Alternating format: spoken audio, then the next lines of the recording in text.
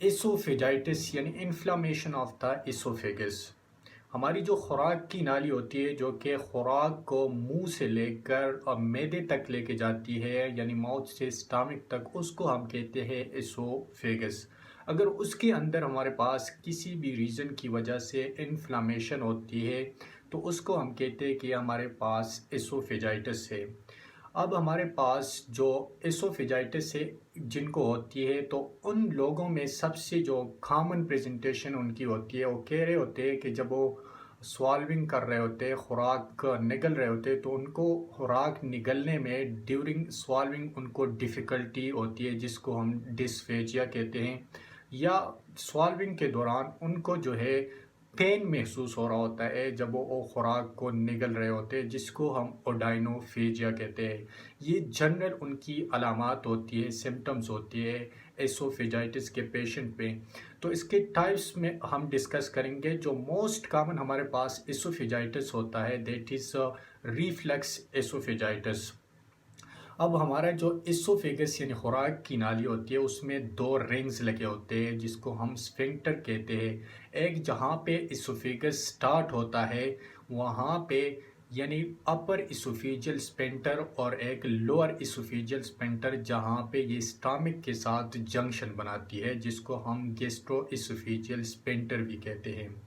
अब उसमें हमारे पास वो किसी भी फैक्टर की वजह से, रीज़न की वजह से वीक हो जाती है या वो रिलैक्स हो जाती है। तो जब हमारे फूड कंटेंट्स होती है स्टमक के अंदर या स्टमक जो एसिड्स होते हैं और उनकी बैक फ्लो होती है इनटू द एसोफेगस, और जिसकी वजह से एसोफेगस जो है इरिटेट होता है और लॉन्ग टर्म में इसके अंदर इन्फ्लामेशन होती है और एसोफेजाइटिस काज करते हैं। अब हमारे पास इसकी डिफरेंट फैक्टर्स होती है कि किस रीज़न की वजह से जो है या किस वजह से हमारे पास जो है रिफ्लक्स एसोफेजाइटिस होता है, या जो जीई स्फिंक्टर होता है और रिलैक्स या वीकेंस किस वजह से होती है। तो सबसे जो मोस्ट कॉमन काज है वो डाइट है।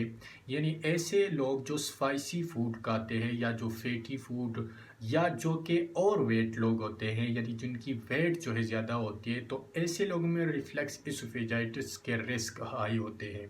सेकंड, हमारे पास जो लाइफस्टाइल है, यानी जो लोग स्मोकिंग कर रहे होते हैं या अल्कोहल कंजम्पशन कर रहे होते हैं, तो ऐसे लोगों में हमारे पास जो है हाई रिस्क होते हैं कि रिफ्लक्स एसोफेजाइटिस हो। थर्ड, हमारे पास जो है जो प्रेगनेंसी में खासकर जो कि प्रेशर जो है ज़्यादा हो जाता है एब्डोमेन का, और उसकी वजह से जो फूड कंटेंट्स या स्टमक एसिड है उनकी रिफ्लेक्स होती है और जो कि एसोफेगियस को इरिटेट करती है। या हमारे पास कुछ मेडिकेशंस होती है जो कि हाइपरटेंसिव जो लोग होते हैं, बीपी जिनकी हाई होती है, तो जो ड्रग्स यूज़ कर रहे हैं एंटी हाइपरटेंसिव मेडिकेशन, या हमारे पास जो अस्थमा के पेशेंट होते हैं, तो ऐसे लोगों में हमारे पास रिफ्लक्स एसोफेजाइटिस ज़्यादा होते हैं। या ऐसे लोग जिनकी जो स्टमक होता है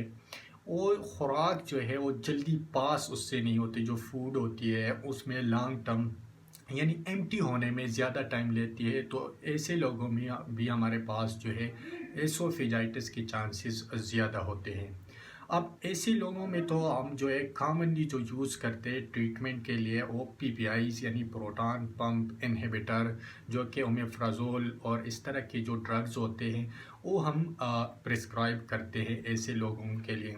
या जो कि लाइफस्टाइल चेंजिंग जो वेट और वेट पेशेंट होते हैं उनको वेट जो है कम करने का कहते हैं, और फूड जो है रिस्ट्रिक्शन यानी अपनी डाइट हैबिट्स जो है चेंज करनी होती है इसमें। या आपकी जो लाइफस्टाइल होती है स्मोकिंग वगैरह या अल्कोहल की कंजम्पशन उसको रिड्यूस करना होता है, उनको छोड़ना होता है, उनको ये चीज़ें कहनी होती है। तो ये हमारे पास रिफ्लेक्स एसोफेजाइटिस है। सेकंड, हमारे पास आता है इन्फेक्शस एसोफेजाइटिस, यानी हमारे पास इन्फेक्शन की वजह से अगर एसोफेगिस में के अंदर जो है इन्फेक्शन हो जाए और उसको हम कहते हैं इन्फेक्शस एसोफेजाइटिस। अब ये हमारे पास कॉमनली जो देखा गया है वो इम्यून कम्प्रोमाइज्ड पेशेंट में होती है, यानी ऐसे लोग जो कि जिनका इम्यून सिस्टम पहले से वीक है, कोई ऑटो इम्यून कंडीशन चल रही है या कोई डिजीज़ पहले से जैसे एड्स या एचआईवी वगैरह, तो ऐसे पेशेंट का डिफेंसिव जो सिस्टम है डिफेंस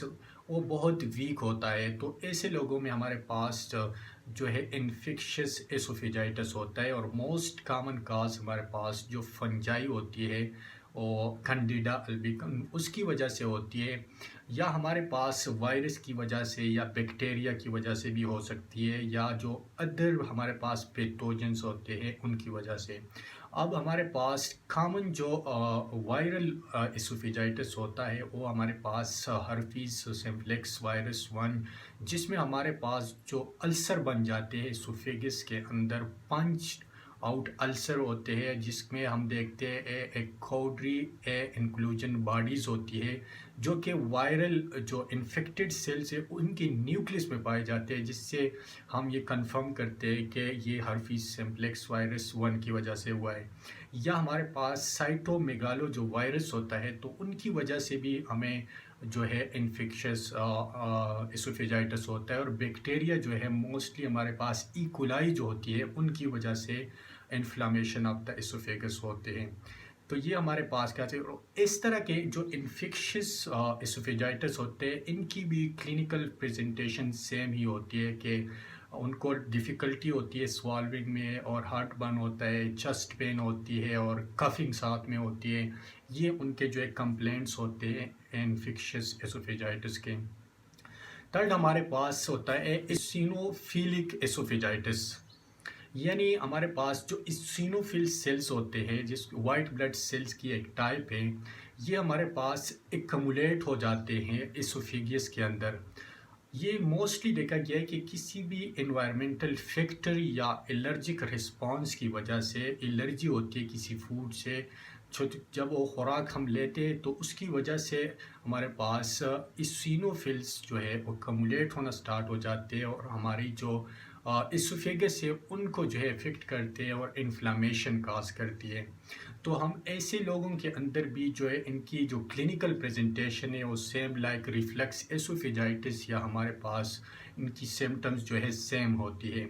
और ऐसे लोगों की जो ट्रीटमेंट होती है वो भी हम इसी तरह करते हैं कि उनको जो फूड या जिन फूड से उनको एलर्जी होती है या जो एनवायरमेंटल फैक्टर जिससे उनको जो है ये रिस्पॉन्स होती है उनको उनको कह रहे होते हैं कि उनसे आप अवॉइड करें।